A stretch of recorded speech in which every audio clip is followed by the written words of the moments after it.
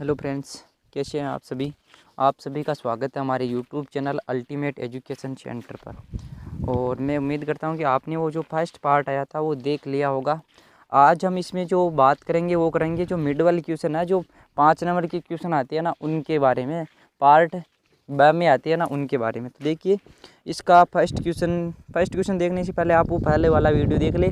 और यह जो वीडियो बनेगा ये मिडल वाला क्वेश्चन का बनेगा, और इसके बाद में जो बनेगा वो बड़े वाला क्वेश्चन का बनेगा। बाकी हिंदी की भी वो स्टार्ट कल बना के अपलोड कर दी जाएगी फर्स्ट पार्ट, तो वो भी 1 दिन या 2 दिन पहले तक तो वो भी पब्लिश हो जाएगी। बाकी आप इसको देख लेना, क्योंकि इसके वीडियो पूरा देख लेना। यह आपके नॉलेज के लिए भी अच्छा रहेगा और कॉलेज एग्ज़ाम के लिए भी अच्छा रहेगा, और इसमें टाइम भी बहुत है अभी अच्छा। और मेरे वो सोशियोलॉजी और जो बता रहे थे आप हिंदी लिटरेचर, वो सब्जेक्ट है नहीं, तो उसका जो कंटेंट है वो मेरे पास है नहीं और मैंने पढ़ा भी नहीं अभी, इसीलिए वो मैं पब्लिश नहीं कर पा रहा। बाकी जल्दी ही कर दूंगा, आज नाइट में पढ़ के कल सुबह तक बना दूंगा। तो देखिए, आज हम इस पे बात करते हैं। भारत एक समृद्ध देश है किंतु उसके निवासी निर्धन है, संक्षेप में स्पष्ट कीजिए। तो देखिए, इसका उत्तर जो है वो है अर्थ। देखिए, उत्तर देखना है कि किस प्रकार भारत एक समृद्ध देश है किंतु इसके निवासी निर्धन है। तो अब देखिए, किस प्रकार से पूंजीपति लोगों का आधिपत्य है भारत के जो आर्थिक सिस्टम है उस पर। इसके अलावा हम जानेंगे इसमें कि भारत में कौन कौन से खनिज है, किस प्रकार की समस्याएं हैं, जैसे बेरोजगारी की वजह से भी भारत में वो गरीबी बहुत ज़्यादा फैल रही है। तो इस प्रकार के जो शब्द है उन पर हम चर्चा करते हैं। तो देखिए, स्टार्ट करते हैं। अर्थशास्त्रियों का मत है कि भारत निर्धन लोगों द्वारा आबाद एक धनी देश है। अब देखिए, यहाँ पे लिखा है भारत निर्धन लोगों द्वारा आबाद एक धनी देश है, मतलब कि गरीब लोगों ने आबाद किया है धनी लोगों को। तो यही यहाँ पे कहा गया है कि भारत निर्धन लोगों द्वारा आबाद एक धनी देश है। अब देखिए आगे क्या लिखा हुआ। प्रकृति द्वारा भारत को पर्याप्त संसाधन उपलब्ध करवाए गए हैं। उत्तम भौगोलिक स्थिति, विस्तृत उपजाऊ मैदान, सघन व प्रचुर वन संपदा से युक्त पर्वत श्रेणियाँ, खनिज संपन्न पठार, विविध फसलों के उत्पादन में समर्थ जलवायु एवं मिट्टियाँ, वर्ष भर प्रवाही नदियाँ तथा विश्व की सर्वाधिक पशु भारत की समृद्धि के परिचायक है। यहाँ विशाल प्राकृतिक संसाधनों के कारण औद्योगिक व आर्थिक संभावनाएं भी पर्याप्त है। तथापि पश्चिमी देशों की तुलना में भारत एक अर्ध विकसित राष्ट्र है। देखिए, इतना सब कुछ होने के बावजूद भी जो पश्चिमी देश है, जिनमें जो सोवियत संघ बोल सकते हैं, हम रूस बोल सकते हैं, अमेरिका है, उनकी अपेक्षा अपना भारत देश है वो अर्ध विकसित देश है, उनकी अपेक्षा हम काफ़ी पिछड़े हुए हैं। तो देखिए, जहाँ विपुल प्राकृतिक संसाधनों के कारण आर्थिक व औद्योगिक संभावनाएं हैं, वो संभावनाएं भी पर्याप्त है। नेक्स्ट देखिए, यहाँ मानवीय संसाधन भी प्रचुर है। मानवीय संसाधन का मतलब है यहाँ पे काम करने वाले लोगों की भीड़ भी बहुत है, लेकिन प्रतियुक्ति आय एवं उत्पादन काफ़ी कम है। परिणामतः देशवासियों का जीवन स्तर अत्यंत ही निम्न है। वास्तव में भारत की शोचनीय आर्थिक अवस्था का प्रमुख कारण उपलब्ध प्राकृतिक संपदा का समुचित उपयोग में शोषण न होना है। इस समस्या के मूल में अनेक राजनीतिक, सामाजिक व सांस्कृतिक उपभोग में शोषण न होना है। इस समस्या के मूल में अनेक राजनीतिक, सामाजिक उपभोग में शोषण न होना है। अब देखिए, यहाँ पे क्या लिखा है कि भारत की शोचनीय आर्थिक अवस्था का प्रमुख कारण उपलब्ध प्राकृतिक संपदा का समुचित उपयोग व शोषण न होना है। मतलब भारत में जो संपदा है उसका अच्छे से यूटिलाइज नहीं हो रहा, उपयोग नहीं हो रहा, उसी की वजह से है। नेक्स्ट देखिए, इस समस्या के मूल में अनेक राजनीतिक, सामाजिक व सांस्कृतिक उपभोग व शोषण न होना है। इनका जो हस्तक्षेप है, इनका जो सिस्टम है वो सही काम नहीं कर रहा, राजनीतिक, सामाजिक, आर्थिक, इसीलिए भारत में जो गरीबी है वो है। शताब्दियों तक भारत ब्रिटिश शासन की शोषणपूर्ण नीतियों का शिकार रहा। ब्रिटिशों ने भारतीय उद्योगों को पनपने नहीं दिया। ये अब आप सभी अच्छे से जानते हैं इन शब्दों का क्या अर्थ है, निकल रहा है। स्वतंत्रता पश्चात भी लंबे समय तक भारतीय अर्थव्यवस्था सामंतवादी शोषण से ग्रस्त रही। सामंतवादी पे चर्चा हम वो वर्ल्ड हिस्ट्री वाली में भी कर चुके हैं। भारतवासी मूल रूप से भाग्यवादी दृष्टिकोणों के कारण उद्यम एवं पुरुषार्थ में कम आस्था रखते हैं। भाग्यवादी दृष्टिकोणों के कारण देखिए, लक पे ज़्यादा काम करते हैं। वो ऐसा ही सोचते हैं कि जो अपने लिखा हुआ है वो वही मिलेगा, तो ये गलत बात है। अब नेक्स्ट देखिए, जनसंख्या की तीव्र वृद्धि ने आर्थिक प्रगति की दर को प्रभावहीन बना दिया है। अविकसित कृषि एवं असंतुलित औद्योगिक विकास ने बेरोजगारी एवं निर्धनता की समस्या को और भी अधिक भयंकर बना दिया है। पंचवर्षीय योजनाओं में आर्थिक विकास का अपेक्षित लाभ जनसाधारण को नहीं मिल सका। आर्थिक विषमताओं में अवांछित वृद्धि हुई, समृद्ध लोग अधिक समृद्ध हुए एवं निर्धन लोगों की निर्धनता में वृद्धि हुई। अब यही है पूरा प्रोसेस, इसीलिए कहा गया कि जो भारत है वो जो संपदा है, खनिज संपदा, उनकी दृष्टि से आबाद है बल्कि फिर भी गरीब है। तो यही इसका पूरा प्रोसेस है कि किस प्रकार बेरोजगारी है, निर्धनता है, जनसंख्या है, अमीर वर्ग अधिक अमीर हो रहा है, यह पूरा सिस्टम है। अब नेक्स्ट क्वेश्चन देखिए, भारत की भौगोलिक स्थिति पर संक्षेप में प्रकाश डालिए। तो देखिए भारत की जो भौगोलिक स्थिति है, जिसमें अक्षांश है, विस्तार है, उत्तर से दक्षिण की लंबाई है, क्या कौन सा पड़ोसी देश है, इसके बारे में हम चर्चा करते हैं। तो भारत की आकृति चतुष्कोणीय है, इसका विस्तार विषुवत रेखा के उत्तर में 8 डिग्री मैंने बताया था, 1243 वाला फॉर्मूला छोटे वाले क्वेश्चन में।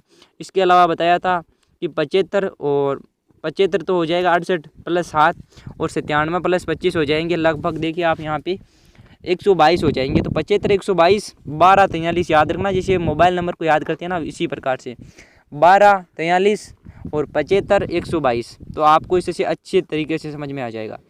23.5 डिग्री उत्तरी अक्षांश, 23 डिग्री 5 मिनट यहाँ पे लिखा हुआ है, इसको 23.5 डिग्री भी बोलते हैं। उत्तरी अक्षांश कर्क रेखा, समुद्री गोलार्ध, समुद्री नहीं उत्तरी गोलार्ध, तथा 82 डिग्री है वो भारत के पूर्वी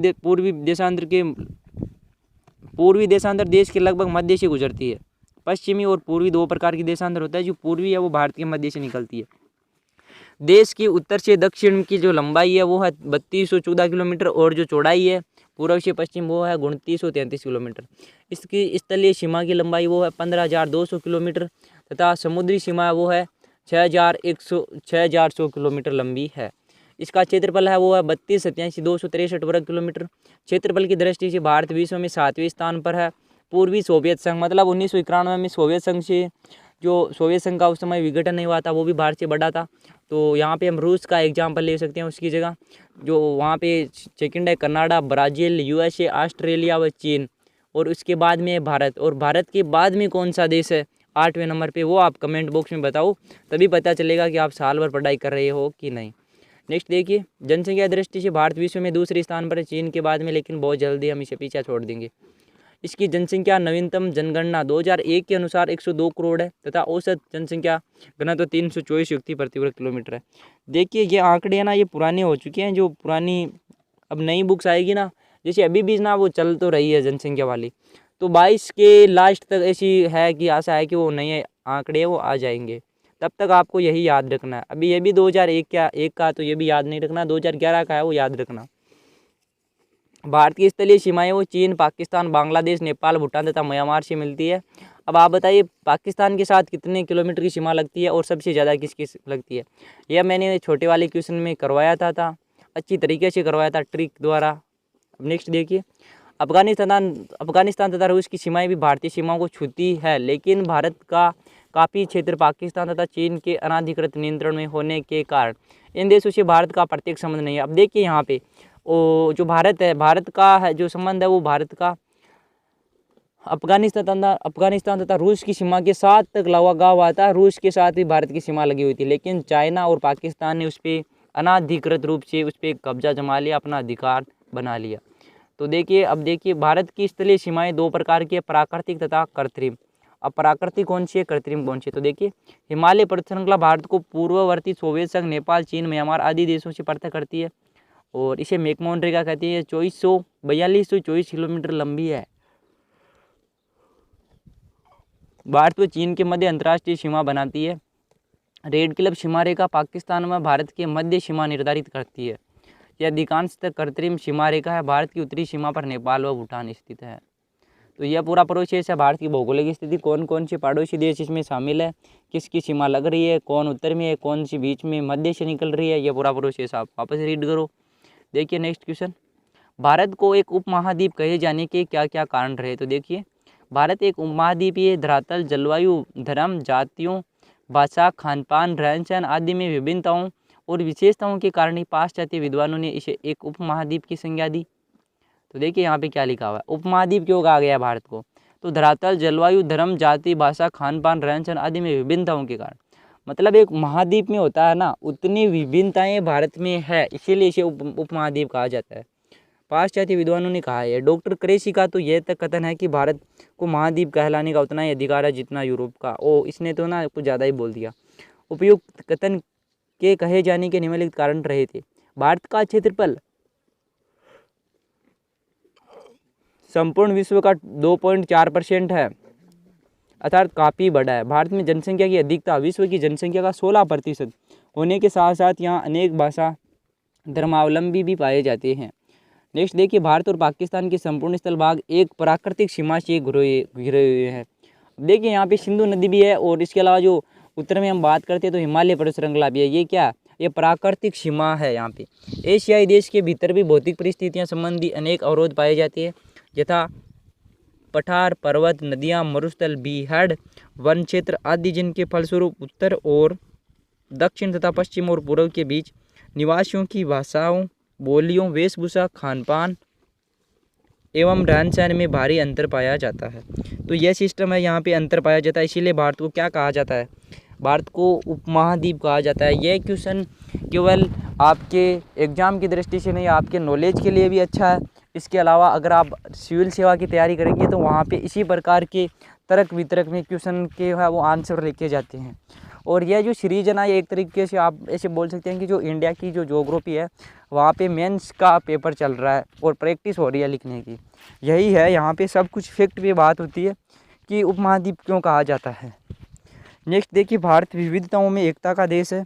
ये आप खुद पढ़ेंगे, चलो मैं पढ़ाता हूँ। तो देखिए, भारत अनेक विविधताओं और विषमताओं वाला देश है। यह एक विशाल देश है। इस विशाल देश की संरचना और वनस्पति जलवायु में अंतर होने के कारण यहाँ एक प्रदेश से दूसरे प्रदेश में होने वाले उत्पादन, पशु पक्षी, मानव की वेशभूषा, खान पान, रहन सहन और रीति रिवाजों में अत्यधिक विषमता पाई जाती है, लेकिन सभी एक विशेष संस्कृति के अंतर्गत बंधे हैं। महाकवि टैगोर, अब महाकवि टैगोर के बारे में कौन नहीं जानते, गुरुनाथ रविंद्रनाथ टैगोर। तो महाकवि टैगोर के शब्दों में ये आर्य है, अनार्य है, यहाँ द्रविड़ है, चीनी लोग है, शक है, हूण है, मुगल, पठान, न जाने कितने अन्य जातियों लोग यहाँ आए और इस देह में मिल गए, देह से मिलकर मनोलीन हो गए। ये यहाँ पे लिखा है, गुरुदेव रविंद्रनाथ टैगोर जी ने लिखा है। ये देखिए, हिताय, हार, हिताय, अनार्य, हिताय, द्रविड़, चीन, शक, हूण, दल, पठान, मोगल, एक देह हलो लीन। यहाँ पे इस दहे में, इस ज़मीन में आके विलीन हो गए वो। तो यही कहा गया है इसमें, भारत में एकता अनेकता का देश है। तो देखिए, यहाँ पे अनेक धर्मों के लोग भी रहते हैं, जैसे आप बड़े देख लो, मुसलमान, सिख, हिंदू के भी लोग रहते हैं। इसके अलावा देखिए, यहाँ पे भौगोलिक अखंडता है, मतलब पूरा भारत एक तरीके से बंधा हुआ है, कहीं पे पर्वत है, कहीं पे पठार है, फिर भी यहाँ पे लोकतांत्रिक गणराज्य की प्रणाली है। तो इस प्रकार भारत में विविधताओं के होते हुए भी एकता है। तो भारत की विशेषता विविधता में एकता, ये यहाँ पे सेट होता है पूरी तरह से। भारत के नामकरण के संक्षेप में प्रकाश डालिए। तो देखिए, जो भारत का नाम है वो एक राजा हुआ था, या आर्य ने किस प्रकार विस्तृत किया था। तो यह पूरा प्रोसेस है कि ऋषभ देव का भी आएगा यहाँ पे, ऋग्वेद देव से संबंधित। तो पूरा समझना है, पूरा वीडियो देखना है, तभी समझ में आएगा। तो देखिए, हम नामकरण की बात करते हैं। तो देखिए, वर्तमान भारतवर्ष का नाम प्राचीन काल में आर्यों का निवास होने से आर्यव्रत था। अब यहाँ पे देखिए, आर्य कौन थे, वो मध्य एशिया से आए थे, वो वहाँ का एक अलग टॉपिक है, अलग कॉन्सेप्ट है। तो वो आपको यहाँ पे नहीं समझना है, यहाँ पे आपको केवल पास होना है और यही समझना है कि ज़्यादा से ज़्यादा नंबर कैसे लाए, क्योंकि फाइनल ईयर में जो अंक लाएंगे आप, वही आपके रीट में काम आएंगे और ये जो ओवरऑल होंगे ना, उसमें बहुत ज़्यादा हेल्प करेंगे आपकी। तो देखिए, प्राचीन धर्म ग्रंथ विष्णु पुराण के अनुसार पृथ्वी के उस भूभाग को जो हिमाद्री, हिमवंत या हिमालय पर्वत से लगाकर सेतुबंध रामेश्वरम वर्तमान हिंद महासागर तक विस्तृत है। तो देखिए, जो विष्णु पुराण था उसके अनुसार भी पृथ्वी का जो भूभाग है, हिमाद्री का मतलब है हिमालय से लेकर कहाँ तक, रामेश्वरम सेतुबंध कहाँ पे है, ये है वर्तमान महासागर में स्थित है, हिंद महासागर में, श्रीलंका के पास में है। रावण की लंका के जब जाते हैं तो वहाँ पे आते हैं रामेश्वरम बाग। श्री राम जी ने वहीं पे बांध बनाया था, जिसमें भारतीय संतति बसती है। भारतीय भारतवर्ष कहा गया। कुछ मान्यताओं अनुसार प्राचीन काल में आर्यों की भरत नामक शाखा द्वारा और दूसरे आर्यों पर अपना प्रभुत्व स्थापित कर लिया गया और इसी कारण इस देश का नाम, इस आर्य शाखा भारत के आधार पर भारतवर्ष पड़ा।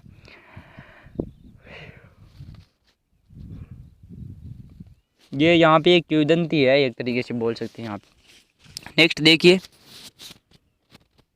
जैन मतानुसार प्रथम तीर्थंकर श्री आदिनाथ या ऋषभदेव के पुत्र भरत जी के यहाँ सर्वप्रथम चक्रवर्ती सम्राट होने से इसका नाम भारतवर्ष हुआ और हिंदू मान्यताओं के अनुसार दुष्यंत या शकुंतला के पुत्र भरत के आधार पर इसका यह नामकरण हुआ।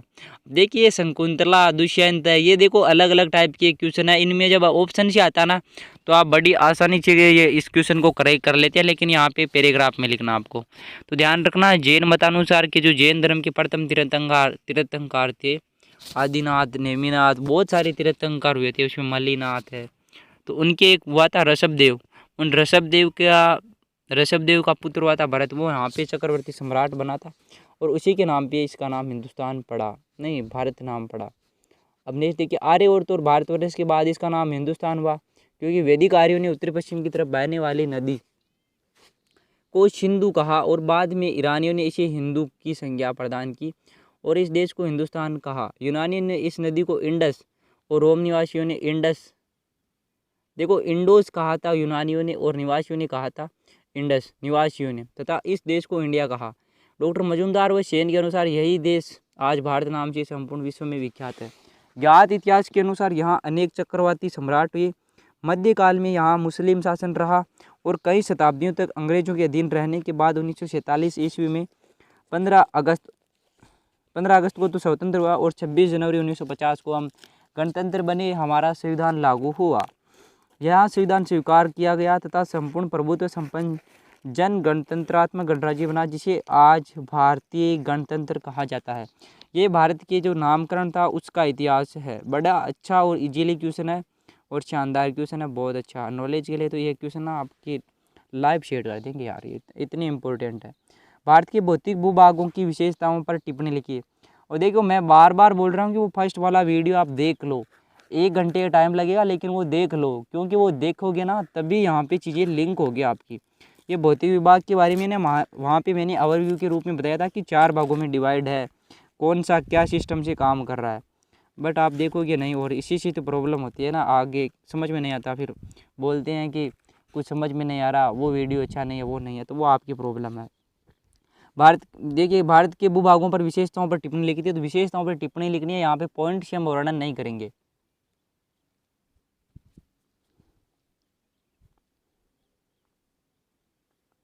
भारत के भौतिक भागों की विशेषता है। भारत के प्रायद्वीपीय पठार और हिमालय पर्वतीय प्रदेश में विभिन्न विविधताएं पाई जाती है।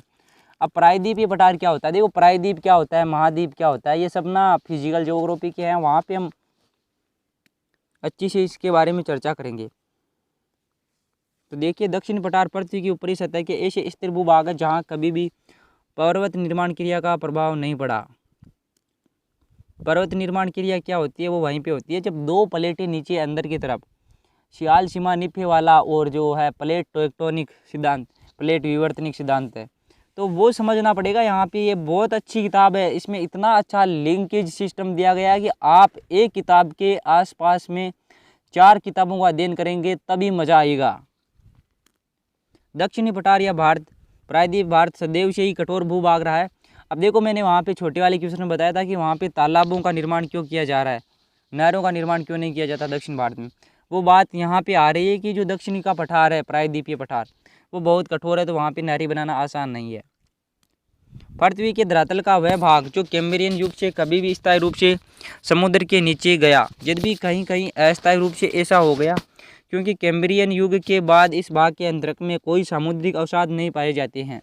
इसके विपरीत हिमालय पर्वत प्रदेश अपने इतिहास के अधिकांश समय समुद्र 33 भू अभिनीति का हिस्सा बन रहा है। अतः यहाँ पर हजारों मीटर की गहराई के महासागरीय अवसाद जमा होते गए। इसे भूवैज्ञानिकों ने एक्स्ट्रा पेनिसोटर इंडिया कहा। अब एक्स्ट्रा पेनिसोटर क्या होता है, तो देखिए ये यही है, प्रायद्वीप ही कहा जाता है, जो पेनिसुलर होता है, पेनिसुलर कहा जाता है प्रायद्वीप को इंग्लिश में, तो वो आपको यहाँ पे समझना है, एक्स्ट्रा कहा गया है। नेक्स्ट पॉइंट देखिए, दक्षिण पठार और हिमालय पहाड़ी प्रदेश के ऊपर ये देखिए दोस्तों, यहाँ पे ना ये इंग्लिश वर्ड है ना, ये आजकल अगर आप बड़े लेवल की तैयारी करेंगे तो इंग्लिश वर्ड को आपको समझना पड़ेगा। जैसे क्लाइमेट कहते हैं जलवायु को, अब वहाँ पे फिजिकल ज्योग्राफी में बार बार बोलता हूँ, वहाँ पे मैं भौतिक भूगोल भी बोल सकता हूँ। लेकिन जो रिक्वायरमेंट कर रही है कंपटीशन की और आने वाले टाइम की, वो बोल रही है कि इंग्लिश ज़रूरी है। अगर पहाड़ी बोल रही है तो ये भी यहाँ पे आने वाली टाइम में ना थोड़ा सा ना इमेज कम करने वाला है। यहाँ पे माउंटेन बोले या रेंज बोलने तो इनका थोड़ा ना अच्छा लगता है यार, ये सब कुछ ये ज़रूरी है आपको समझना। दक्षिणी पठार और हिमालयी पहाड़ी प्रदेश के ऊपरी हुई धरातल में विशेष अंतर उपयुक्त दोनों असमानताओं के परिणाम स्वरूप है। प्रायद्वीप के पर्वत वास्तविक रूप से पर्वत नहीं बल्कि पठार के कुछ ऐसे भाग है जो एक या अन्य कारणों से भूअपक्षय, अब देखो भूअपक्षय को यहाँ पे वेदरिंग कहा गया है, वेदरिंग के विनाशकारी प्रभाव से बचे रहे, जिसने अन्य निकटवर्ती भागों को काट दिया। यहाँ नदियों की घाटियों चोर्स और उथली है जिनमें नाम मात्र का ढाल है, क्योंकि उसकी धाराएं भूमि को काटती हुई अपनी अंतिम आधार के पास पहुंच जाती है। ये पूरा फिजिकल ज्योग्राफी से समझ में आएगा। इसके विपरीत हिमालय पर्वत भूविवर्तनिक पर्वत, देखो मैंने बोला था ना टेक्टोनिक माउंटेन्स, इसकी नदियां उन द्रुतगामी पर्वतीय झरनों की धाराएं जो अभी अपनी बाल्य एवं युवावस्था में है। अब देखिए नदियां बाल्य अवस्था में, प्रौढ़ावस्था में और अलग अलग टाइप में होता है, इनका एक सर्किल चलता है। इसीलिए मैं बोलता हूँ बार बार कि चैनल को सब्सक्राइब कर ले, ताकि जो नॉलेज है वो आपको मिलता रहे, बढ़ता रहे और हर यूट्यूब से बेस्ट मिलेगा आपको, इतना आप विश्वास करके करो। इसके विपरीत जो अपनी बाल्य एवं युवावस्था में होती हैं वो नदियाँ द्रुतगामी पर्वतीय झरनों की धाराएं। द्रुतगामी का मतलब होता है वो अभी बहुत स्पीड से रन करती है, चलती है, तो वो कटाव ज़्यादा करती है। अब यहाँ पे यही है, वह अपने मार्ग में पड़ने वाली सभी असमानताओं को काटने तथा प्रवाह मार्ग को गहरा करने में निरंतर प्रयत्न में लगी हुई है।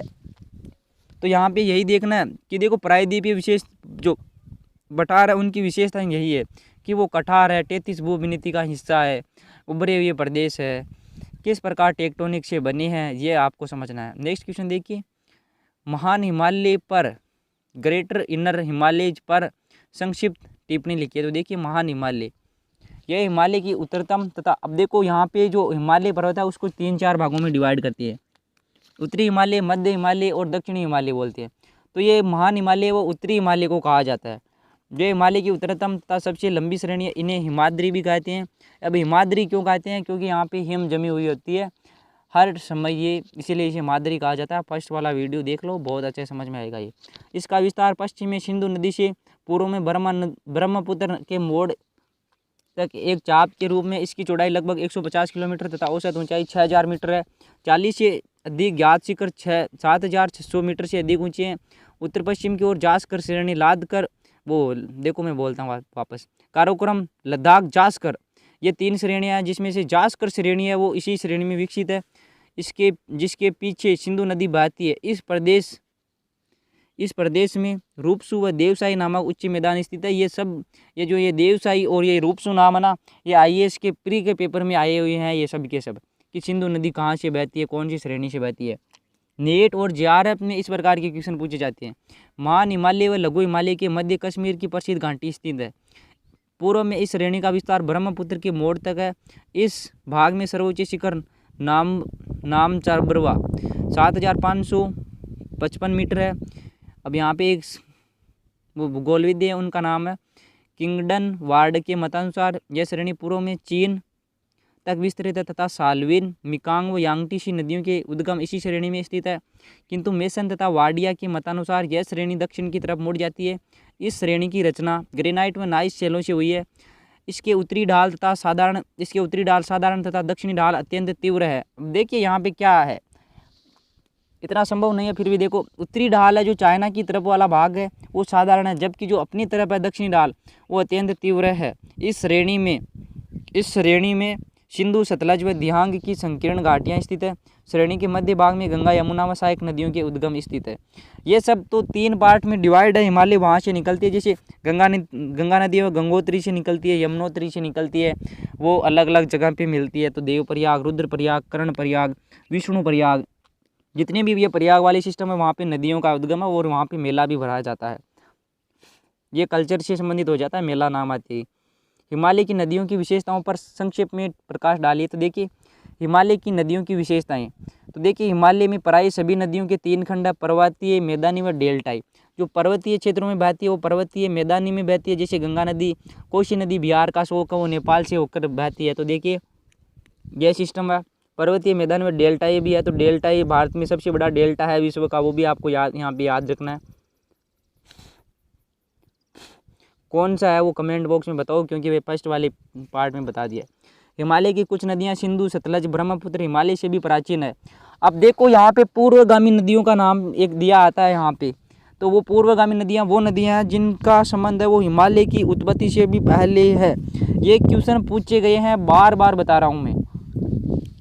ये क्वेश्चन अच्छे लेवल में पूछा गया है कि निम्न में से कौन सी नदी पूर्वगामी नदी नहीं है।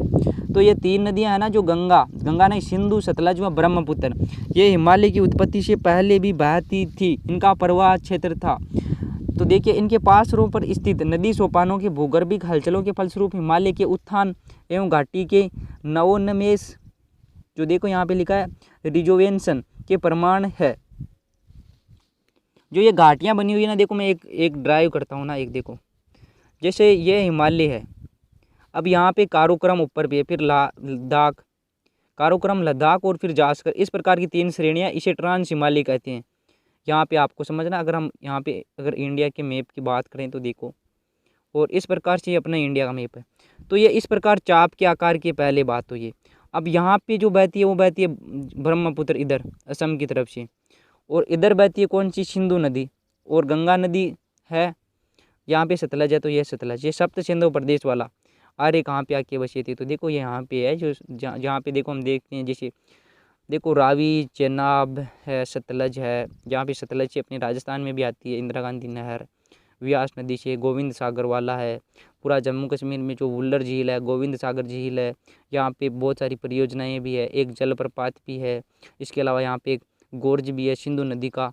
अब गोर्ज क्या होता है देखो मैं बताता हूँ। गोर्ज होता है जैसे गोर्ज ये पर्वत है, तो यहाँ पे नदी गिरेगी सिंधु नदी, तो वो गिरेगी ना, वहाँ पे क्या करेगी, कटाव करेगी, खड्डे का निर्माण करेगी, तो वो गोर्ज का निर्माण करती है। ये नदियाँ इतनी पावरफुल है कि हिमालय को भी काट के इसमें ना अलग अलग श्रेणियाँ बना दी। ये यहाँ पे समझने वाली बात है। हिमालय की नदियों में शैल संरचना के नियंत्रण के अनुसार समांतर, जालीनुमा, आयताकार, केंद्रोन्मुखी आदि जल प्रवाह प्रणालियाँ विकसित है। समानांतर का मतलब क्या होता है, देखिए जैसे मैं बताऊँ तो देखिए ये समानांतर होती है। जालीनुमा का मतलब होता है जैसे ये देखिए ये जालीनुमा बन गई, तो इधर से सिंधु नदी जा रही है और फिर इधर से इन श्रेणियों से भी कोई नदी निकल रही है, तो वो हो गई जालीनुमा हो गई। आयताकार भी, अब देखो यहाँ पे आयत बन रहा है कि नहीं, जैसे आयत बन जाता है ना। केंद्रोन्मुखी, अब देखो केंद्र से मुख है और यहाँ से नदियाँ निकल रही है, जैसे यहाँ से सिंधु निकल गई, सतलज निकल गई, ब्रह्मपुत्र निकल गई। तो इस प्रकार की ये नदियों का प्रवाह क्षेत्र है। अधिकांश नदियों की घाटियाँ वी आकार की है। वी आकार आप अच्छे से जानते हैं कि किस प्रकार है, जैसे देखो ये वी आकार का है। अब वी आकार का क्या होता है, देखो इधर पहाड़, वो गिरेगी तो यहाँ पे कट करेगी, अपर्दन करेगी, वो कटाव करेगी, तो इसे वी आकार का हो जाता है। देखो जैसे ये नदी बह रही है, तो ये मान लो कटाव करती है, तो ये से वी आकार का बनाएगी, ये गोर्ज का निर्माण करती है, यही गोर्ज होता है। अच्छा, गोर्ज के बड़े स्वरूप को कैनियन कहा जाता है। विश्व का सबसे बड़ा ग्रेट कैनियन है वो कहाँ पे है, कमेंट बॉक्स में बताओ। नहीं आए तो कमेंट बॉक्स में वापस पूछना। पर्वतीय खंड में बड़ी नदियों द्वारा छोटी नदियों के जल के हरण के अनेक उदाहरण मिलते हैं। हरण क्या होता है, देखिए हरण होता है अपहरण। अगर कोई नदी, जैसे देखो ये नदी बह रही है और इसके पास से कोई नदी बह रही है, ये तो थोड़ी सी दूर हो गई, देखो वापस देखो एक बार, जैसे ये नदी बह रही है, तो ये नदी ना इसको अपने आप में मिला लेगी, जैसे ऐसे करेगी और ये अपना भाव चौड़ा कर लेगी, तो ये इसका हरण कर लेगी, अपहरण कर लेगी। तो अनेक उदाहरण मिलते हैं पर्वतीय खंडों में बड़ी नदियों द्वारा छोटी नदियों का अपहरण करने की भी। हिमालय के ढालों के अप्रदान से प्राप्त पदार्थों को निरंतर मैदानों में निक्षेपित करके इन नदियों ने उर्वरक खाद के मैदानों का निर्माण किया, जो सघन जनसंख्या के पोषण में समर्थ है। मैदान जो भारत का भौगोलिक प्रदेश में हम पढ़ेंगे एक पार्ट, भौतिक विभाग, वो यहाँ पे दिया गया है। नेक्स्ट देखिए तटीय मैदानों के महत्व पर संक्षिप्त टिप्पणी लिखिए। तो देखिए तटीय मैदान है, वहाँ पे देखो नारियल, काजू, सुपारी, रबड़, ताड़, इन भागों की प्रमुख व्यावसायिक उपजें होती है। नारियल पर आधारित अनेक व्यवसाय यहाँ प्रचलित है। खाद्यान्नों में चावल की उपज मुख्यतः होती है। डेल्टाई भागों में मछली पकड़ना एवं इससे संबंधित व्यवसाय प्रचलित है। देश के विभिन्न पतनों, देश के प्रमुख पतनों इन्हीं तटों पर स्थित है। तटवर्ती मैदान पतनों के लिए पृष्ठभूमि का कार्य करते हैं। अब पृष्ठभूमि भी यहाँ पे एक शब्द है, इसका भी अपना एक अर्थ निकलता है। तथा पतनों के विकास में योग देते हैं। पतनों के विकास में योग, पतनों से मतलब यहाँ पे पतन जो निनाश माना नहीं है, पतन का यहाँ पे पोर्ट से है, बंदरगाह से संबंधित है। केरस तट पर बहुमूल्य मोनोजाइट तथा पूर्वी एवं पश्चिमी भागों पर नमक के निक्षेप प्रचुर मात्रा में पाए जाते हैं। गुजरात में सर्वाधिक नमक पाया जाता है, ये याद रखना। पश्चिमी तट के सारे अनेक स्थानों पर पेट्रोलियम प्राप्त होने की संभावना है, क्योंकि जो जीवाश्म होते हैं 33 महासागर के, जैसे मुंबई हाईवे, बॉम्बे हाई नाम सुना है छोटे वाले क्वेश्चन में, वहाँ पे पेट्रोल के बहुत ज़्यादा निक्षेप है। सागर सम्राट जलयंत्र जो समुद्र से 14,000 कुछ लमसम की गहराई से पेट्रोल का उत्खनन होता है वहाँ पे, तो यहाँ पे यही लिखा है। दक्षिण भारत की अधिकांश जनसंख्या तटीय मैदानों में निवास करती है, ये सघन आबाद है। प्रायद्वीपीय अपवाद तंत्र पर टिप्पणी लिखी है। अपवाद तंत्र का मतलब होता है नदियों का। यहाँ पे तो देखिए, प्रायद्वीप भूभाग पर एक अति प्राचीन पठार है। यहाँ नदियों ने चौड़ी व उथली घाटियों का निर्माण किया है, क्योंकि ये लंबवत अप्रदान कम तथा पार्श्विक अप्रदान अधिक हुआ। प्राय सभी नदियाँ अपने आधार तल बेस लेवल को प्राप्त कर चुकी है। अधिकांश प्रायद्वीपीय नदियाँ पूर्व की ओर बहते हुए डेल्टा बनाती है। यहाँ निम्न प्रकार के अपवाद तंत्र विकसित हुए हैं। अब देखो, ज़्यादातर जो नदियाँ हैं वो जैसे प्रायद्वीप बनाता हूँ मैं ये, तो ज़्यादातर नदियाँ इस प्रकार पूर्व की दिशा पे है, और वो जो अपर्दन करती है वो अपर्दन लंबवत अपर्दन, इस प्रकार का गहरा अपर्दन नहीं करती है, वो चौड़ा अपर्दन करती है इस प्रकार का, और वो अपनी बेस लेवल तक पहुंच चुकी है, मतलब जितना कटाव करना था वो कर चुकी है। यहाँ पे देखिए अनुगामी अपवाह क्या होता है। अधिकांश प्रायद्वीपीय नदियाँ धरातलीय ढाल व संरचना के अनुसार बहती है। पेरियार, पौर्णमी, शरावती आदि नदियाँ पश्चिमी घाट से निकलकर पश्चिम की ओर अरब सागर में मिलती है। यह वो नदियाँ हैं जो पश्चिमी घाट है। अब पश्चिमी घाट को क्या कहते हैं, जैसे सह्याद्री कहते हैं या महेंद्रगिरी कहते हैं या क्या कहते हैं, तो वो आप कमेंट बॉक्स में बताओ। नर्मदा व ताप्ती नदियाँ भ्रंश घाटी से होकर अरब सागर में बहती है। भ्रंश घाटी अपने आप में एक है अच्छा शब्द है, यहाँ पे भी इससे भी क्वेश्चन बन सकते हैं। परिवर्ती अपवाह, प्रायद्वीपीय पठार के उत्तरी भाग का ढाल उत्तर की तरफ होने के कारण विंध्याचल एवं सतपुड़ा श्रेणी से निकलकर उत्तर की तरफ चंबल, केन, सिंधु, बेतवा, सोन आदि नदियाँ बहती है, जो गंगा व यमुना के समकोण पर मिलती है। ये सहायक नदियाँ परिवर्ती अपवाह प्रस्तुत करती है। उत्तरी ढाल जो चाइना की तरफ है उसी से साइड बहती है, ये गंगा नहीं सिंधु नदी उधर से होकर बहती है। ब्रह्मपुत्र भी पहले नेपाल चाइना पे तो नहीं, तिब्बत वाले पठार से भारत के बाहर बहती है, फिर वो इंडिया में करती है, क्योंकि उस तरफ है ना वो ढाल कम है और उस तरफ चली जाती नदियाँ, वो परिवर्ती अपवाह तंत्र का कार्य करती है। इसके अलावा देखो अध्यारोपित है, तो अध्यारोपित में क्या है, दामोदर, सवर्ण रेखा, चंबल तथा बनास नदियाँ अध्यारोपित अपवाह प्रस्तुत करती है। जालीदार में सिंह भूमि के प्राचीन फलित पर्वतीय क्षेत्र में जालीदार अपवाह मिलता है। अरे ये अपवाह तो देखिए अमरकंटक से निकलने वाली नर्मदा, सोन और महानदी, अरे ये अपवाह तंत्र का उदाहरण है। अरे ये क्या होता है, एक पर्वत से चारों तरफ जब नदियाँ निकलती है ना, तो अरे अपवाह तंत्र होता है। ध्रुम कृत्तिका अपवाह, दक्षिण भारत की अधिकांश नदियाँ दुम्मा कृत्तिका, अब दुम्मा के आकार की अपवाह बनाता है, आयताकार भी बनाती है। विंध्यन शैलों के क्षेत्र में आयताकार अपवाह मिलता है। समानांतर उपवाह, वो अरब सागर में गिरने वाली नदियाँ समानांतर रहती है। जैसे देखिए नर्मदा और ताप्ती समानांतर है कि नहीं, अगर कभी पढ़ा है तो। उत्तर व दक्षिणी भारत की नदियों की तुलना कीजिए, तो तुलना करना है। उत्तरी और दक्षिणी भारत की नदियों में निम्न अंतर विशेष उल्लेखनीय है। देखिए हिमालय से निकलने वाली उत्तर भारत की नदियाँ नवीन मोरदार पर्वतों से निकलती है, इसीलिए अपने पहाड़ी मार्ग में अनेक धारा बहुत तेज बहती है।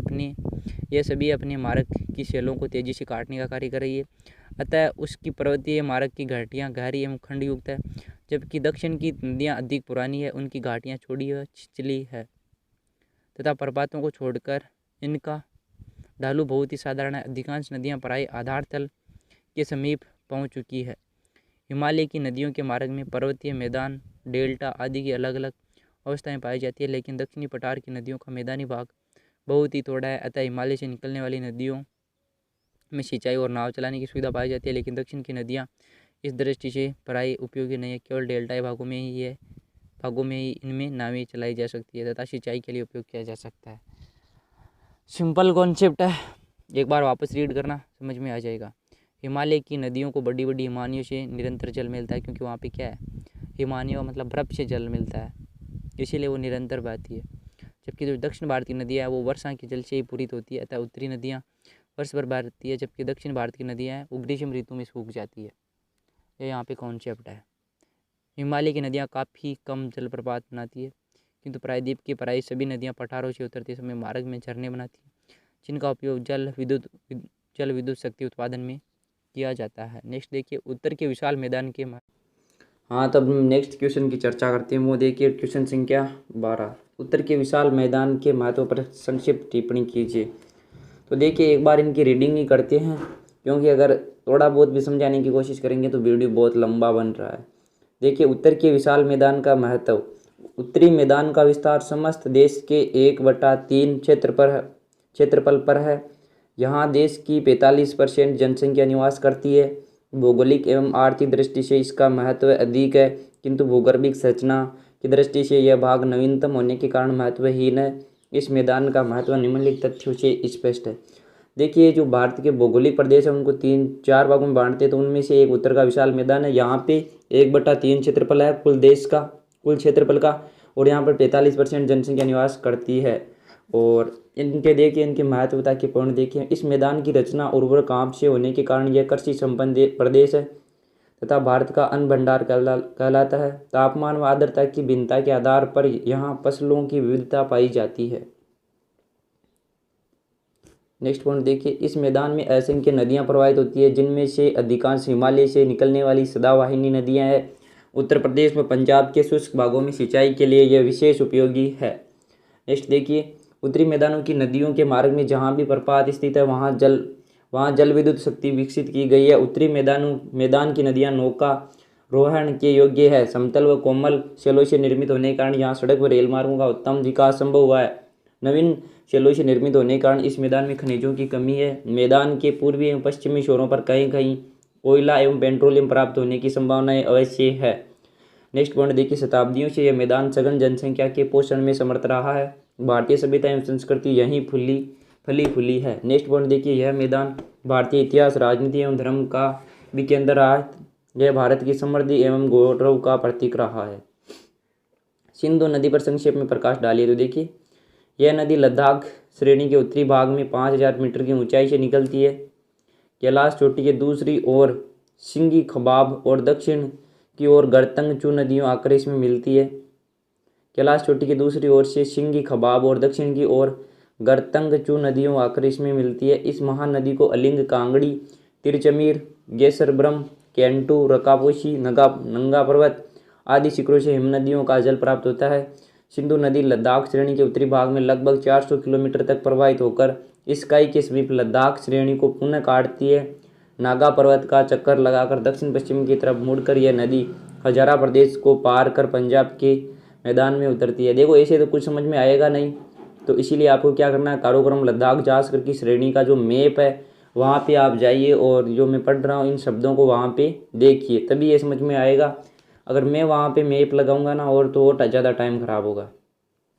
सिंधु नदी की अनेक सहायक नदियाँ हैं। जास्कर नदी का उद्गम जास्कर श्रेणी में है। फ्रांस नदी जोजिला दरे एवं देवसाई मैदान के उत्तरी भाग में आती है। शियोग का उद्गम कारोक्रम के उत्तरी भाग में है। शियोग देखो भी सिंधु नदी की ये सहायक नदियाँ के लगभग है, नदियाँ वहीं पे है। शिगार का उद्गम केंटू के दक्षिणी ढाल एवं गिलगित का उद्गम कारोक्रम के पिछले भाग में होता है। अटक के समीप काबुल नदी इसमें मिलती है। स्कार्डू के समीप सिंधु नदी की चौड़ाई 150 मीटर तथा गहराई 300 मीटर है। अटक के समीप सिंधु नदी समुद्र तल से 600 मीटर की ऊंचाई तक बहती है। इसकी घाटी लगभग 250 मीटर चौड़ी है। पंजाब की नदियों से मिलने पर पठानकोट के निकट इसकी घाटी लगभग 550 मीटर चौड़ी हो जाती है। सिंधु नदी की कुल लंबाई 3880 किलोमीटर तथा अपवाह क्षेत्र 9.6 लाख वर्ग किलोमीटर है। भारत में यह लगभग 1134 किलोमीटर लंबाई तथा 1.17 लाख वर्ग किलोमीटर क्षेत्र में प्रवाहित होती है। 7800 वर्ग किलोमीटर में विस्तृत इसके डेल्टा भाग में ज्वार के समय 6 से 9 मीटर की ऊंचाई तक जल चढ़ जाता है। यह है सिंधु नदी पर। देखिए सिंधु नदी का जो पूरा मैप है वो आपके सामने होना चाहिए, तभी ये समझ में आएगा।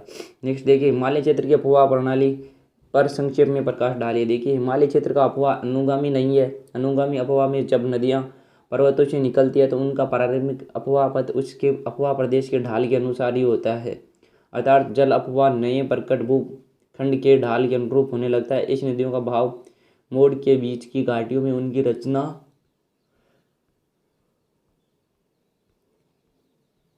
के अनुरूप होता है। देखिए क्या होता है कि जब ढाल की तरफ चलता है ना जल, तो वो होता है अनुगामी, जबकि ढाल के विपरीत चलता है वो नहीं होता अनुगामी, पूर्वगामी होता है। तो देखिए पूर्वगामी वो होता है जैसे कोई भ्रंश घाटियों में बहता है ना, तो वो पूर्वगामी नदियाँ होती है। अब यहाँ पे आगे देखिए, अतः इन अपवाह जलबाजों के समांतर होता है और नदी के निचले भागों तक पहुँचने में उसे पर्वतीय क्षेत्रों का लंबा चक्कर लगाकर बाहर निकलना पड़ता है।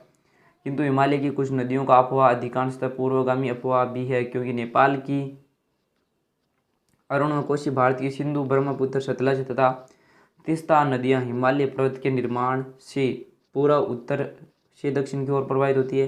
बाद में हिमालय के निर्माण के उपरांत भी वे पूर्ववत बहती रही है, क्योंकि हिमालय के ऊंचे उठने और नदियों के प्रदान की गति लगभग समान रही। इसका प्रमाण यह है कि जहाँ से नदियाँ हिमालय को पार करती है वहाँ इनकी घाटियाँ काफ़ी गहरी, तंग और तीव्र ढाल वाली होती है। इन नदियों द्वारा बनने वाले खड्डे सामान्यतः 1800 से 3600 मीटर गहरे हैं। देखो नदियों से जो खड्डे बनते हैं ना, उन्हें गोर्ज कहा जाता है, गोर्ज, और गोर्ज से बड़े रूप को कैनियन कहा जाता है। इन नदियों द्वारा बनने वाले खड्डे सामान्यतः 1800 से 3600 मीटर गहरे होते हैं। इन नदियों में सतलज, कोसी, गंडक आदि नदियाँ अपनी ऊपरी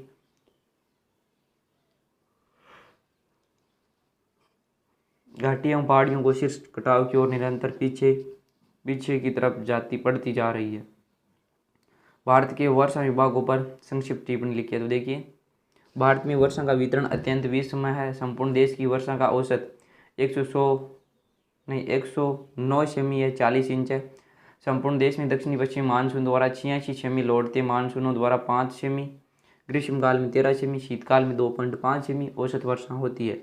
स्टाम्प ने वर्षा के वितरण के आधार पर भारत को निम्नलिखित विभागों में विभक्त किया है। तो देखिए अधिक वर्षा वाले क्षेत्र 200 सेमी से अधिक वाले हैं, और इनके जो क्षेत्र वो हैं पश्चिमी तट के कोंकण, मालाबार, दक्षिणी कन्नारा, हिमालय की तलहटी में उत्तर प्रदेश, बिहार, पश्चिम बंगाल के भाग, असम, नागालैंड, अरुणाचल प्रदेश, मिजोरम, मणिपुर, त्रिपुरा आदि शामिल है। ये अधिक वर्षा वाले क्षेत्र में है। मध्यम वाले में देखिए इन क्षेत्रों में 100 से 200 सेमी वार्षिक वर्षा अधिक होती है। इसमें पश्चिमी घाट के पूर्वोत्तर ढाल, पश्चिमी बंगाल के दक्षिणी पश्चिमी भाग, उड़ीसा, बिहार, दक्षिण पूर्वी उत्तर प्रदेश एवं हिमालय के दक्षिण में तराई की संकरी पेटी के क्षेत्र शामिल है। ये मध्यम वाले हैं। देखो 200 से है,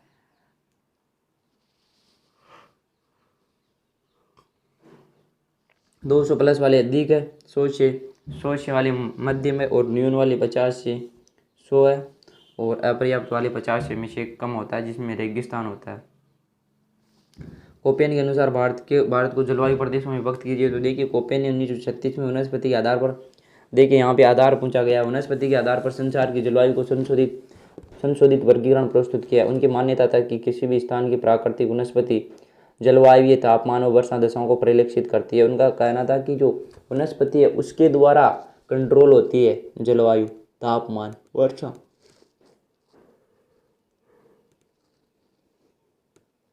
कोपेन द्वारा तैयार किए गए संसार के मानचित्र में भारत में निम्नलिखित जलवायु प्रदेश अंकित किए गए हैं। AW उष्णकटिबंधीय आर्द्र जलवायु, जहाँ अति ठंडे मास का तापमान 18 डिग्री सेंटीग्रेड से ऊपर रहता है तथा जाड़े की ऋतु शुष्क हो जाती है। AMW इस विभाग की जलवायु विभाग उपयुक्त प्रकार की है, केवल कुछ महीनों में विशेष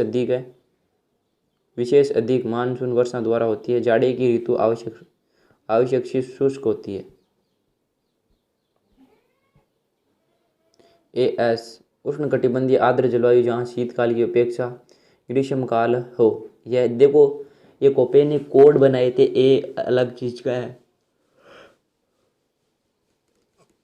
एस अलग चीज का, तो BS HW है, CWG DFC EET ये सब कोपेन ने दिए थे। मानसून का फूट पड़ने से आप क्या समझते हैं? ये देखिए मैं बताता हूँ ये क्या होता है। जून के प्रारंभ में अत्यधिक निम्न वायुदाब उष्णकटिबंधीय पूर्व जेट TEJ के विशिष्ट प्रभाव से, देखो मैप के द्वारा ये समझ में आता है। देखो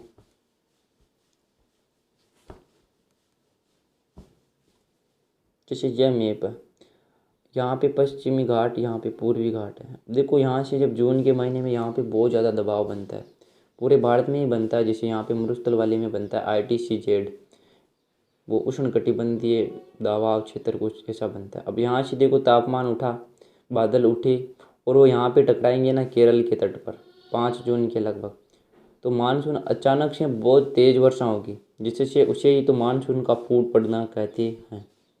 बाकी इसमें यही लिखा है, जैसे ये यहाँ पे आएगी ना तो वहाँ पे टकरा के अचानक से तेज़ बरसात होगी, यही होता है। देखिए जो जेट प्रवाह होती है वो 2 प्रकार की होती है। एक तो होती है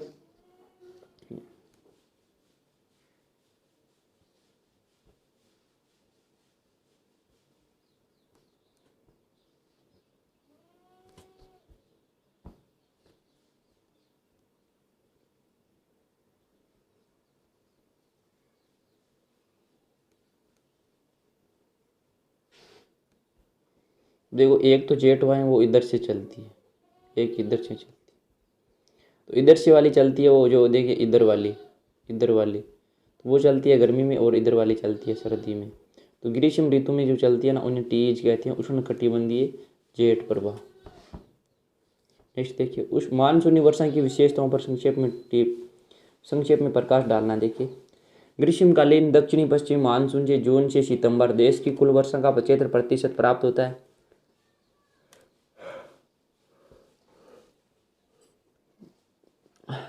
लौटते मानसूनों द्वारा अक्टूबर से दिसंबर तक 13%, शीतकालीन मानसून द्वारा 2% और पूर्व मानसून काल द्वारा 10% वर्षा होती है। इस प्रकार 75% वर्षा है वो केवल मानसून से होती है, बाकी थोड़ी थोड़ी होती है। जैसे भूमध्य सागर से आती है, कौन सी मावट होती है वो शीतकालीन होती है। इस प्रकार भारतीय वर्षा अनिश्चित है, कभी तो ये ग्रीष्म ऋतु में आरंभ हो जाती है और कभी ये कई सप्ताहों की देरी हो जाती है। कुछ वर्षा कुछ समय होकर रुक जाती है, और तो कभी वर्षा काल का समय काफ़ी बड़ा हो जाता है। वर्षा काल में कभी कभी सूखा भी पड़ता है। नेक्स्ट क्वेश्चन पे आइए। यहाँ ये सब कुछ पड़ता है, सूखा भी पड़ता है, अनिश्चित है। भारत में वर्षा का वितरण असमान है, कहीं पे ज़्यादा कहीं पे कम। भारत में अधिकांश वर्षा मूसलाधार होती है, कुछ भागों में केवल बौछारें होती है। भारतीय वर्षा पर्वतीय तथा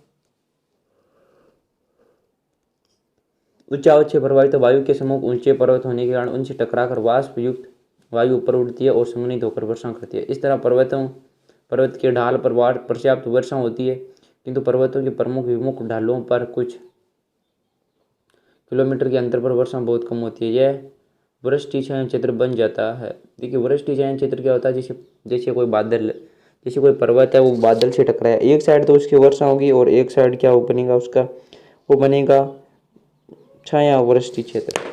छाया वृष्टि नहीं, वर्षा छाया वृष्टि क्षेत्र, वृष्टि छाया क्षेत्र बन जाएगा। तो यही यहाँ पे लिखा है। जैसे देखिए देश में वर्षा काफ़ी अनियमित होती है, एक ही क्षेत्र में कभी अकाल तो कभी बाढ़ का प्रकोप होता है। भारत के किसी न किसी भाग में प्रत्येक मास में महीने में वर्षा होती है। नार्वेस्टर या काल वैशाखी पे संक्षिप्त जीवन देखिए।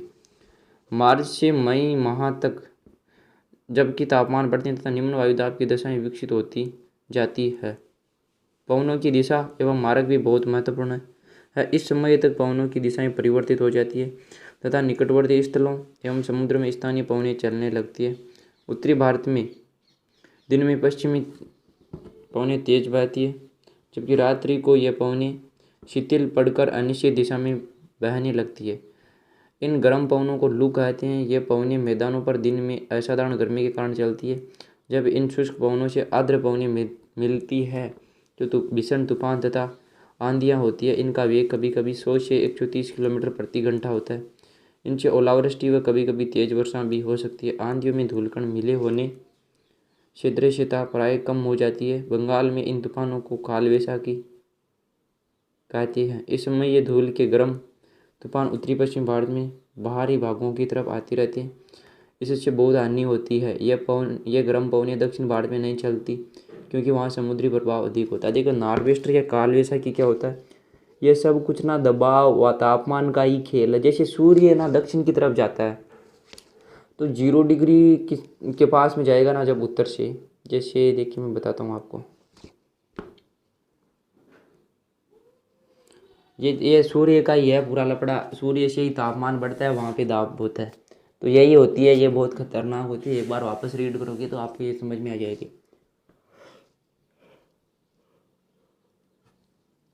वनों से होने वाले प्रत्यक्ष लाभ देखिए, वनों से क्या क्या मिलता है। वनों से अनेक प्रकार की व्यावसायिक तथा घरेलू उपयोग की लकड़ी प्राप्त होती है। कागज, दिया, सिलाई, खेल का सामान, प्लाईवुड आदि उद्योगों के लिए कच्चा लकड़ी आवश्यक है।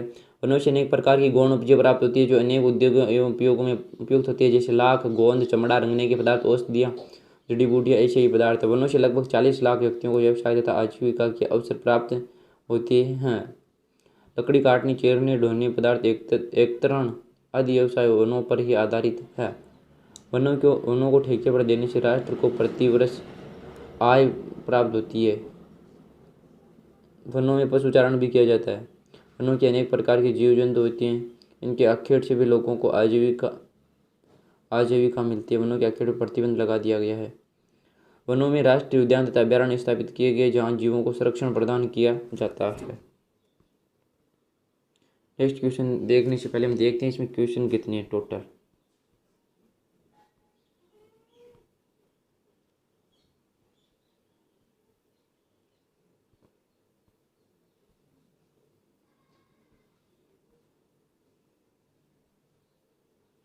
क्वेश्चन बहुत सारे हैं।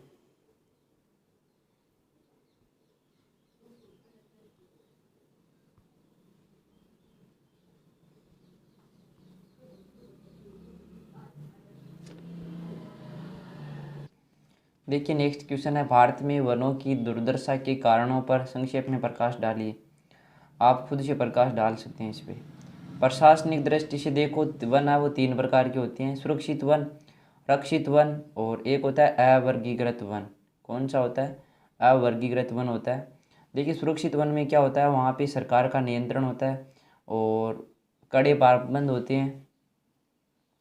53.8% सुरक्षित वन है। और रक्षित वन वो होते हैं जहाँ पे है ना लकड़ी और पशु चराने की अनुमति लेकर हम वहाँ पे जा सकते हैं। और अवर्गीकृत में कोई प्रतिबंध नहीं होता। यह है 3 प्रकार के वन होते हैं। तो आप देख सकते हैं इनका परसेंटेज भी देख लेना। जो सुरक्षित है उनका 53 पॉइंट है और रक्षित का 29.8 है और अवर्गीकृत का 16.4% है। राष्ट्रीय वन नीति पर संक्षिप्त टिप्पणी लिखिए। तो यह एकदम ईजी है। सामाजिक वानिकी पर संक्षिप्त टिप्पणी। अब सामाजिक वानिकी यही होता है जब समाज के लोग मिलकर जब पेड़ पौधे लगाते हैं ना, उसमें फल है, फल के पौधे हो, फूलों के पौधे हो, वही सामाजिक वानिकी होते हैं। भारतीय मिट्टी की विशेषताओं को संक्षेप में डालिए। तो देखिए भारतीय मिट्टी है ना, इसमें थोड़ी सी आपको वैज्ञानिक फैक्ट जोड़ने हैं। जैसे अभी नाइट्रोजन की कमी कौन से में है और शेल से जो कौन सी मिट्टी का निर्माण हुआ है, ज्वालामुखी से कौन सी हुआ है। भूमि अपरदन के कारण आप अच्छी तरह से बता सकते हैं। वर्षा की प्रकृति, भूमि का ढाल, धरातलीय रचना, वन शोषण। देखिए वर्षा की प्रकृति, अगर वर्षा मूसलाधार होगी तो ज़्यादा कटाव होगा। भूमि का अगर ढाल ज़्यादा होगा तो ज़्यादा होगा। धरातलीय संरचना, जैसे जो रेगिस्तान की मिट्टी होती है ना उनका अपरदन ज़्यादा होता है। वन शोषण से यहाँ पे तात्पर्य जो पेड़ पौधे होते हैं वो उनको बांध के रखते हैं। अत्यधिक पशुचारण से भी वो होती है। स्थानांतरण कृषि की आप अलग अलग प्रदेशों में जो नाम है ना वो जरूर देख लेना। ये फर्स्ट वाले वीडियो में करवाए थे हमने। स्थानांतरणशील कृषि वो होती है जहाँ पे एक स्थान से दूसरे स्थान पे वो कृषि करते हैं, वही होती है। मध्य प्रदेश में ढा, हिमालय में खील, पश्चिमी घाटों पे कुमारी कहलाती है ये। मृदा प्रदान के दुष्परिणाम क्या होंगे तो ये आप पढ़ के खुद से कर सकते हैं। भारतीय कृषि अनुसंधान समिति द्वारा ये मिट्टी के वर्गीकरण को बताई। देखिए मिट्टी 8 प्रकार की बताई थी। एकदम ईजी है, एक बार पढ़ते ही आ जाएगा। पुरातन जलोढ़ मिट्टी भी देखिए जलोढ़ मिट्टी को 2 भागों में बांटा गया है।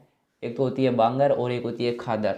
जो बांगर होती है ना, बांगर से मैंने बताया था बेकार जो मिट्टी कौन सी होती है, जो प्राचीन मिट्टी हो, तो जो इसी पे है प्राचीन मिट्टी है, पुरातन मिट्टी है। वहाँ पे वर्षा का जल है वो बार बार नहीं पहुँचता। ये आप देख लेना, खुद पढ़ लेना। भारतीय कृषि की विशेषता यही है कि इसमें संसाधनों का अभाव है, आय का अभाव है, मुख्यतः खाद्यान्न फसलों की प्रधानता है। ये सब कुछ हमने छोटे वाले क्वेश्चन में कर लिए हैं। चावल की कृषि के लिए उपयुक्त भौगोलिक दशाएं, तो देखिए ये भी वहाँ पे हमने किया था। नेक्स्ट देखिए, गेहूँ की कृषि ये सब की है। इनकी किस्मों के नाम याद रखना कंपटीशन की दृष्टि से। गन्ने की कृषि के लिए उपयुक्त भौगोलिक दशाएं हैं, तो देखिए ये आप एक बार खुद पढ़ेंगे तो हो जाएगा। कपास भी हो जाएगा, इसमें कुछ भी नहीं है ऐसा जो टफ हो। चाय को तैयार करने की विधि है वो अच्छे से देख लेना। ये क्वेश्चन इंपॉर्टेंट है। कहवा की किस्मों पे संक्षिप्त टिप्पणी लिखी। अरेबिका कहवा और रोबास्ट कहवा। भारत में सिंचाई की आवश्यकता वर्षा की वजह से होती है। बहुउद्देशीय योजनाएं वही होती है जिनका जो एक से अधिक जो उद्देश्य होते हैं, जैसे विद्युत शक्ति है, बाढ़ नियंत्रण है, सिंचाई है, पशु संपत्ति के लिए चारे की व्यवस्था, मछली फार्मिंग का विकास, ये सब कुछ है। भारत में फलों की कृषि के पिछड़े होने के कारण बस एक ही है कि यहाँ पे ना वैज्ञानिकता साक्षरता का अभाव है।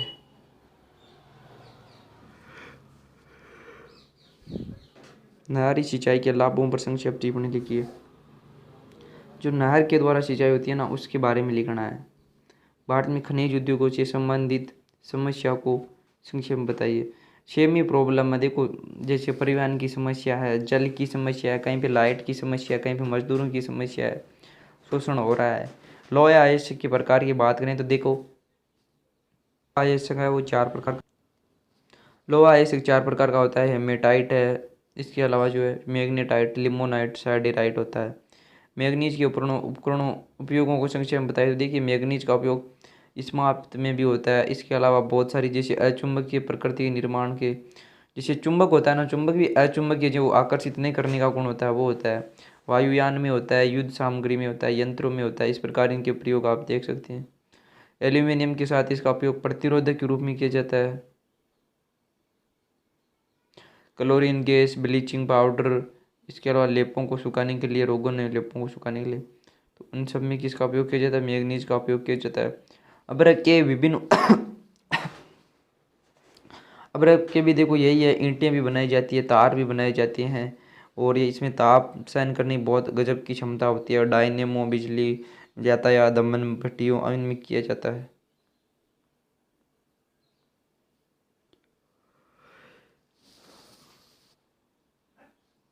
कोयला 4 प्रकार का होता है। एंथ्रेसाइट, बिटुमिन्स, पीट और लिग्नाइट। एकदम सबके सभी चीज़ है, तो आप खुद देख लेना। यहीं पे हम वीडियो ख़त्म करते हैं। 50 मिनट के लगभग का ये वीडियो हो गया। चलो ठीक है। देखो आगे आएंगे ना वो क्वेश्चन बहुत अच्छे, आप सब्सक्राइब कर लो जब भी इनकी स्टार्ट होंगे ना, तो बहुत अच्छा होगा चैनल को। बाकी कोई इजी नहीं, इजी भी नहीं बोल सकते हम इनको, क्योंकि पढ़े हुए हैं तभी आपको ये इजी लगेंगे, वरना इजी नहीं लगेंगे। और एक मैप का ज़्यादा से ज़्यादा यूज करना। चलो थैंक यू फिर। और इम्पोर्टेंट क्वेश्चन को एक बार वापस देख लेना, एग्जाम में जाते समझिए।